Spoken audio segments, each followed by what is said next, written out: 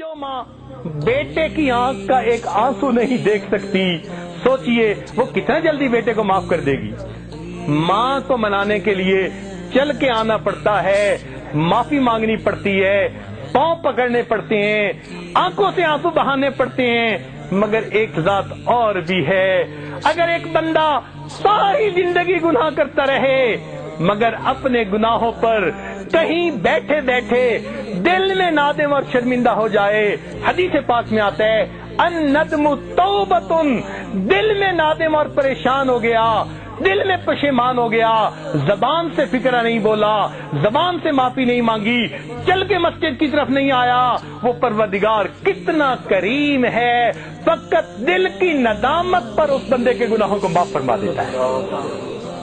तो मालूम हुआ कि जितना इस दुनिया में अल्लाह ताला को मनाना आसान है, किसी को मनाना इतना आसान नहीं। इसलिए कि जो मोहब्बत अल्लाह ताला को बंदे के साथ है, वो मोहब्बत किसी को बंदे के साथ नहीं। इस दुनिया में हर कोई नेकों से प्यार करता है, हर कोई अच्छों से प्यार करता है, बुरों से प्यार करने वाली एक माँ है।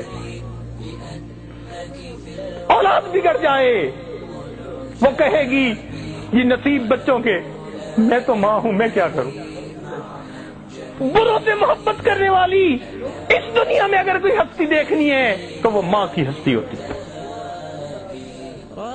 अगर माँ ममता की वजह से इतनी मोहब्बत करती है तो अल्लाह रब्बुल इज्जत भी अपने बंदों से उसके बढ़ के मोहब्बत करते हैं। इसलिए 100 साल का बूढ़ा हड्डियों का ढांचा बन गया, मुंह में दांत नहीं, पेट में आंत नहीं, औलाद थी नहीं, बीवी फौत हो गई, माँ बाप का अकेला था, कोई करीबी रिश्तेदार नहीं, कोई उसको घर रखने के लिए तैयार नहीं, लोग महफिल में बिठाते नहीं कि तू खांसता है, बलगम निकालता है। अब उसकी हालत ये है कि वो लाठी पकड़ के चलता है, जब उसको रोटी पका के देने को कोई तैयार नहीं, लोगों की बेवफाई से उसका दिल तंग हुआ, उदास हुआ और उसने सोचा ओहो मैंने सारी जिंदगी मखलूक की मोहब्बतों में गुजार दी, काश कि मैं अपने रब से दिल लगाता।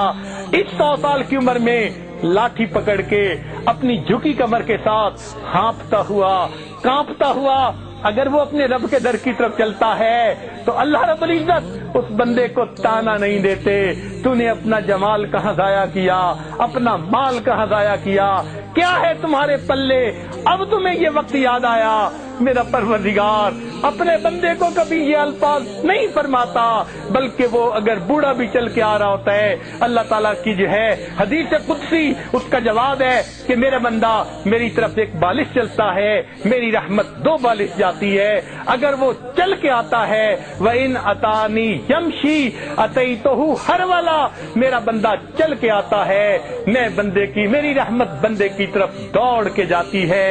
तो जो परवरदिगार अपने उस 100 साला बूढ़े को भी ताना नहीं देते, बल्कि और जरा बात सुन लीजिए कि अगर ये 100 साल का बंदा शराबी था, जानी था, इसने आके तौबा कर ली, अल्लाह ताला गुनाह माफ फरमा देते हैं। और फिर एक और बात, शरीयत का मसला सुन लीजिए, अगर किसी ने सच्ची तौबा कर ली, शरीयत कहती है अब उसको पिछली जिंदगी के गुनाह पर कोई आर नहीं दिला सकता, ताना नहीं दिला सकता।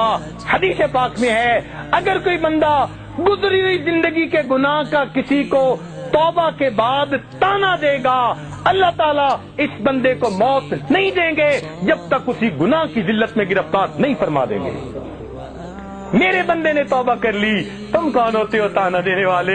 सुभान अल्लाह, वो कितना बड़ा परवरदिगार है। इसलिए हम अपने दिलों की गहराइयों से आज सबक को याद कर ले, अपने ईमान को मजबूत से अज़बत कर ले।